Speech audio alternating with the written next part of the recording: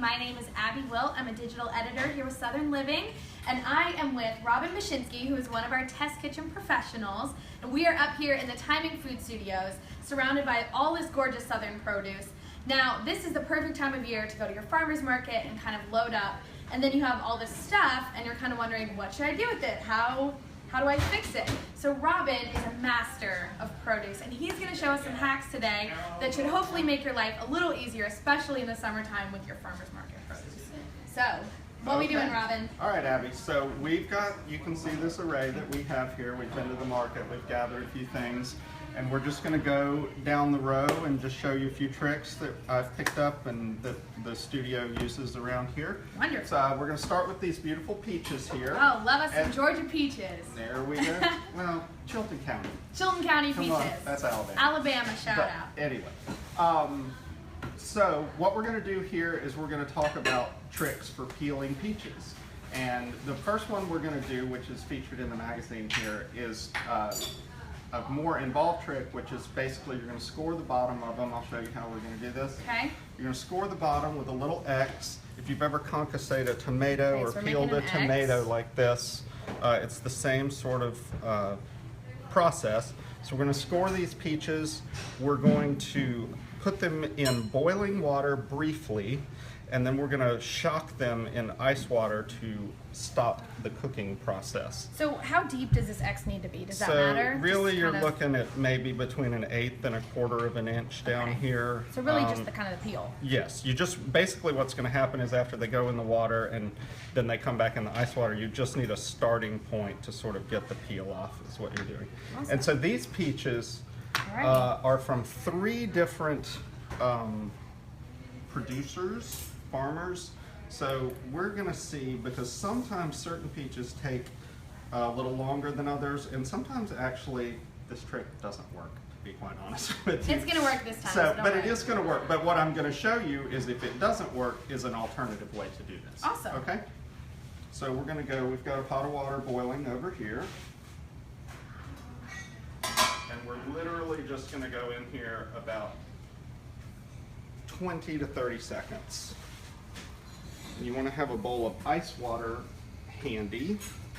Now you were telling me earlier, Robin, so if I'm worried about these peaches like becoming cooked, or if I'm just wanting to eat them raw, what is the best kind of, how much time do I put them in, or do I need to be worried about that? Okay, so here's the deal with this. This is a way to, this process is going to leave you a really beautiful peach that's going to retain the shape and the little blush under the skin, and it's basically going to have all the same coloration as your peach that has the skin on it. And so this is really a method that if you want the peaches to look great after you peel them, if you're not going to manipulate them any further, so say you're putting them on a salad or just serving them to the side of an entree or something, then you're going to use this technique. Now say you were going into a pie, you could cook them a little longer in here and it would sort of, you'd lose a little of that beauty, but it would also make them a little easier to peel as well. But the reason you can go a little longer is because they're going to get cooked down anyway, so you're not really worried about losing any of the texture or the tooth to them. So here we go. Our bowl's a little small. I'm the one that insisted on small. You kept handing me peaches. You got a lot of good peaches, what can we say? So here we go. So you're going to want to let them sit in there. You can feel them, they're still pretty warm. So we'll give them a couple of minutes in there. And actually that X helps the water get kind of under the skin here, so it will be easier to peel them. Oh, perfect. Now some of these, like these large ones here, it feels like you don't even need your knife to do this. Look at that. It just comes right doing, off. You just slide it right off. And then you're not really losing any peach. So if you're peeling a peach with a knife, you're taking big gouges out of it. But this way... Exactly. And so like I say, you completely retain the shape. And you can even, like the little blush that is on the side, you still have that even. So this is a really nice way to make a very elegant peeled peach. So maybe if you were doing like halved peaches, like grilled peaches too, that would be a great way to kind of peel them. Exactly. Perfect. or even for some people poach peaches for a dessert and what have you. But so now we have these other ones here, and they're coming off nicely too. Never mind, this trick always works. See? So if you are having a little trouble, oh, here I'm having some trouble with this guy. So you can take your knife. Which one was it? Right here. So you can take your knife and kind of use it to draw back the peach. You could throw it back in there, but see how you're starting to lose some of this right here. So really, like I say, sometimes it works, sometimes it doesn't. So if you have a peach like this, now a good way to do this is just to do a tester of one. So if you have one big batch of peaches, you know, you don't want to have done this to all of them and wasted your time and all this stuff. So there are little tricks, and this is a gimmick that I keep around. It's good for a lot of things, but this is a serrated peeler, like a serrated knife. So everybody's familiar with the normal peeler, but this one has serrations that help draw off just a little bit of peel, and they help from very tender fruits and vegetables. Okay. Like these peaches, and I'm going to show you they work on a tomato as well. So if you try to peel this with a normal peeler, you end up kind of having to dig a little deep. But this one right here, wow, look at that. You know, so that's very little peach just comes comes off off like that still. And so I keep 2 peelers in my house. I have one serrated and one normal. So very little is going to come off. Oh, that's beautiful. When so you now do this. you said and so you can like also I say, expand this trick to tomatoes. You can do this with tomatoes, and I don't know if you a lot of people like a tomato sandwich or something like that. Oh, like yes, of course. You know, my grandmother, I can see her right now. She used to like sit there with a steak knife, which is a serrated thing, but you would get this sort of chunky, kind of boxed off, squared off kind of tomato, which is, you know, they still eat well and they still drip down your arms and everything like this. But this works great. You can just go straight around. And you lose very like I say, when you do it with a knife like this for a raw tomato, you end up losing so much of the tomato. So what is, when you go to the farmer's market, what is your go-to produce that you kind of you lean towards, especially in the summer? What's best in season? Honestly, peaches. Yeah? I mean, they're honestly one of my favorite foods, fruit, vegetable, anything. I love peaches. I love corn. We're going to show you a little trick with corn in a minute. I mean, I love it all, really. I mean, when you go to the farmer's market, I like to cook everything. I like to eat everything. But a good peach is tough. Yeah. Oh, for sure. So anyway. Okay. So here's your tomato that you've peeled and you've lost very little of it. So that's. Are you ready to go with that? Mm-hmm. So if you're just tuning in with us, we are here with Robin Bashinsky. He's showing us some really great produce hacks, ways to make things easier, make your life easier. So now we are going to tackle some corn. Just move this out of the way here. Yeah. Let's get a little feng shui over here. So. Got this. Mm-hmm. Look at all this gorgeous produce that we got for today's Facebook Live. There's just nothing like produce in the summer. Sorry. Okay. Right.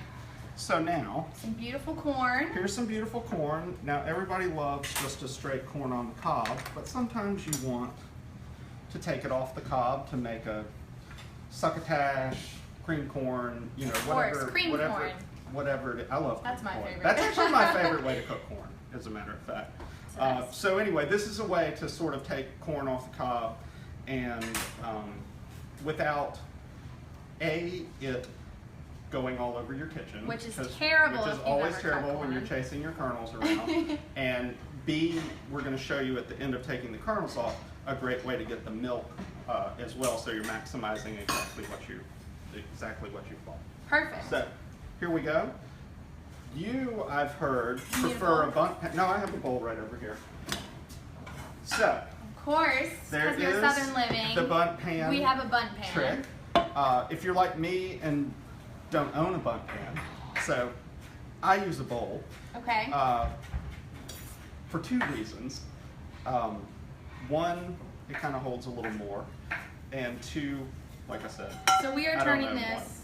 So what top you're going to do, side you're going to put, for the buck pan especially, you want to put the top side down. I don't even have to hold it. And then you just want to grab a knife over there. There's a chef's knife. That's what I use. And so you just go in here, and everything collects down in there. And it catches in the buck And pan. it catches in the bottom. And so if you sort of angle your tip down as you cut, then you won't kind of bang your knife on the edge of your bowl right there of your bundt pan. Okay. And our kernels are a little bigger too. Then I can just kind of rotate it. Cut.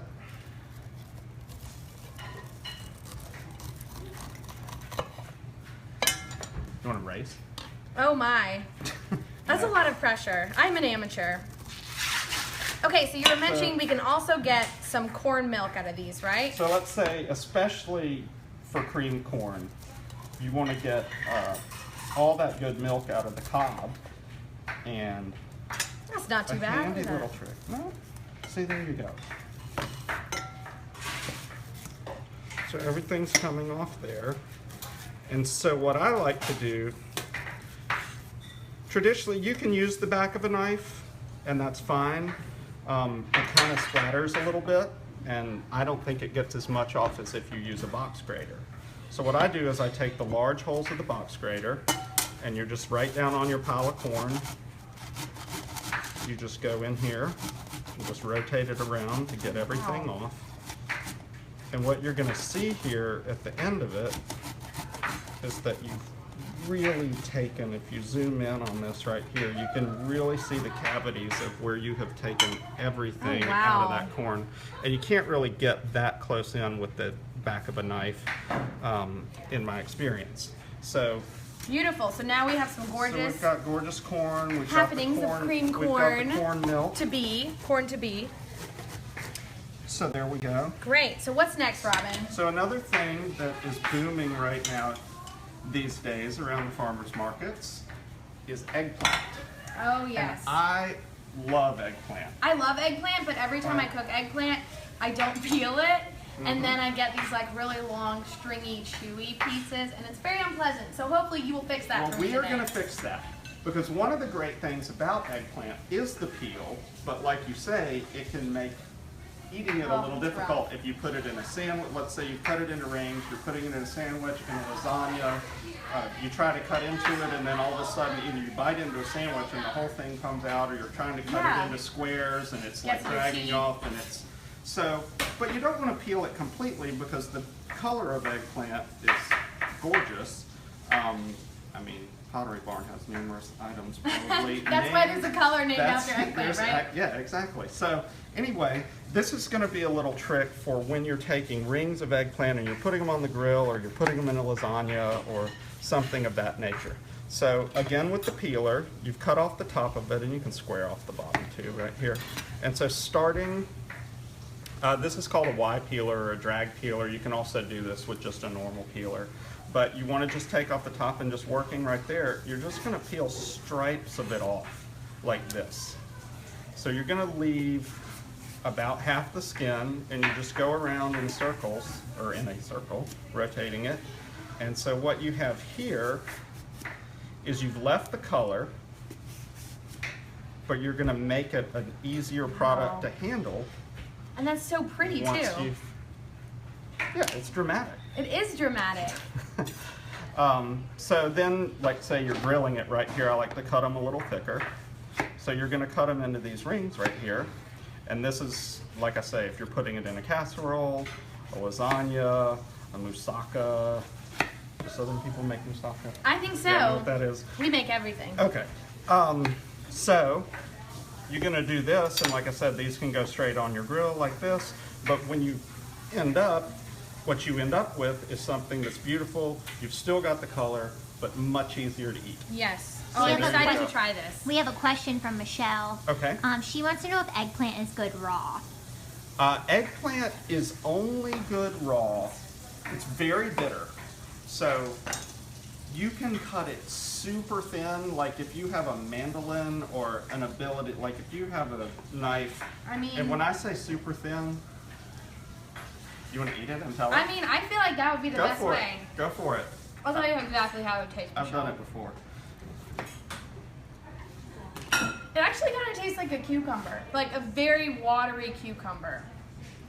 So, you know what? It's actually not that bad. I would recommend it. I would eat eggplant raw. You would eat eggplant Yeah, raw. it's not that bitter. Ooh, we're going to have to agree to disagree right on this Facebook Live. It's right really here. not that bad. But that's fair. Anyway, Robin. the way that I have eaten eggplant raw is if you want to get it super thin like this, spread it out. You could salt it, which draws out some of the bitterness, and then you could dress some greens or something and put it on the base of your plate like that. Beautiful. So there you go. All right, now we're going to move on to our next and one of our most favorite southern vegetables. Favorite. The beautiful okra. So how are we fixing this okra today, Robin? Okay, so this is going to be just a brief little tip on how to fry okra, or how to cut okra for frying. We're not going to fry it in front of you today. But, so I like, when I fry okra, which is not my preferred thing, I like the little viscosity and the stewed okra thing, but you know, Also I know that's good. not for everybody, and I know people love fried okra. So when you cut it traditionally, you're going to cut it into rings like that. And so I find when you fry things such as this, the oil, even though you've coated it and it's going in there, you still get it down. It still gets down there in the cavities and everything. And of course that's traditional, and everybody likes a good fried item. But this is a way that maybe if you don't want to have as much oil go down in Maybe there, it's a little less greasy. and it also is this is gonna stay a little crispier. I like to fry it whole. So when you fry it whole, what you want to get rid of is this top part. But if you just cut the top part off, you've still exposed that little absorbent cavity in there. So if you hold your knife, you just find the little edge, because you want to take this woody part off. This part is unpleasant to eat. It's Okay. very woody. It's I'm where not the gonna try pod. that. It's where the I'm gonna pod. trust you on that. It's where the pod connects to the plant, and it's just not a very pleasant thing to eat. So when you fry it whole, if you just take that part off, you keep the oil from absorbing into it, and then but you don't end up with a piece of something that you don't want to eat. Exactly. So there you go. Okay, wonderful. And then we've got one final produce hack for y'all, and it is with a watermelon. Watermelon. So I saw a hammer earlier on this table, so this should be pretty fun. So we've chosen a good watermelon, and I have always used the sort of thump it up, listen to see if it's hollow, and that's worked. Now you told me a couple of things about these markings right here. My mother and right here. is So every single year she has a watermelon tally, and she goes to the grocery store and she keeps track of how many good watermelons she's got. And this year I think she's 2 for 0, so 2 watermelons have been awesome. And what she has told me to look for is the larger yellow spots that shows where the watermelon's been on the ground growing, and also a tiny end. If it has a smaller end, it's usually sweeter. So I don't know why that is, but it has worked for her many, many times. So thank you, Mom. There you go. So we have got, this is a manageable size watermelon right here. So we're going to show you how to cut it. Now sometimes you end up with these big honkers, and this will be especially handy for those right here. I'm going to get these out of the way. I'm going to go a little bit, y'all don't know who Gallagher was, do you? Anyway, he's a comedian, used to smash watermelons on stage with a sledgehammer. That sounds very entertaining. But we're not going to do that. Yeah, you used to have to wear a poncho to do chefs. I imagine. So what we're going to do here, when you cut anything, it's good to get a flat side somehow. Now obviously a watermelon is round, so you need to get your initial flat side. And would you recommend the blade? There you go. There we go. I was a little afraid. Yeah, it's all good. I would have figured it out eventually. So what you just want to do, you might want to move your hand. Oh, I'm so sorry. No, it's all good. You just want to crack it to get it to where you're starting. So now that's in there, because if you try to just go in there with just your knife and go across here, it's going to roll, your knife might slip, whatever. So now you're in here and you can actually just fulcrum it down like this. Oh, wow. And you just sort of turn it as you go, and you get a nice kind of Look at that. flat side. Oh, that's a good right watermelon. here. Look at that. And so, like I said, the reason you want a flat, you then turn it on that flat side so it's still stable, and you can just kind of go in right now. Chop it up. Right here. And so, beautiful. there you have, and you can go into your you know, sometimes you want the full half moon, sometimes you just want wedges. So just keep going till you get to where you want to be. get to the size you want. And then once you get it down to your manageable pieces, I like to use a serrated knife. Really, for anything that you're cutting, that you're using a back and forth motion on, a serrated knife always works better than a chef's knife because it just grabs hold. And what was I going to say? Oh, I was going to talk about serrated knives. I'm sorry. I had a tip about serrated knives. Don't buy an expensive one. I bought this. You can't resharpen a serrated knife. You just kind of throw them away when they get dull. So I bought this for $20 about 10 years ago, and it has served me well. So We have a few people asking what we're going to do with all this produce after the Facebook Live. We're going to have a produce party. There may be there's pie making going on behind us, so a peach pie may appear. Yes. I think this would be perfect for like a barbecue because we could grill some peaches. We got the grilled eggplant. Southern Living's hosting an impromptu barbecue after Facebook Live. Barbecue. Heard it here first. Yes. And so here you go. And so then if you want to go even further, some of you out there may be adventurous and like to pickle watermelon rind. You ever pickled watermelon rind? I actually have never had it, but You've never had it? I never have, but it delicious. looks very interesting, and I would like to try it one day. So the way that you pickle watermelon, you want the rind, but you know how tough the peel is. You don't want the peel. So you get down. So again, with our serrated knife. Again with your serrated, because this one actually, you're going to sort of slightly tilt the knife towards the cutting board because you're needing to hold this in place right here, and you don't, if your knife slips, you want it to go down instead of up. So you're going to hold it as close to the skin as possible to get your little strips of watermelon rind. And that's what we'd pickle, And so that's what you would pickle, and then you can cut it into whatever shape and size you want. You can do little What would wedges. you do with pickled watermelon rind? You know, you can put pickled watermelon rind on anything that you would put pickles on, but they're good. They're actually good in a margarita. Ooh, that sounds as a good. garnish for a salad. You know, they're kind of a snack. Have you ever just had them straight out of the jar? They're just sort of the way you would set out bread and butter pickles. Maybe on like a just for an charcuterie tray on a or something charcuterie like tray, that. something like that. Awesome. Stuff like that.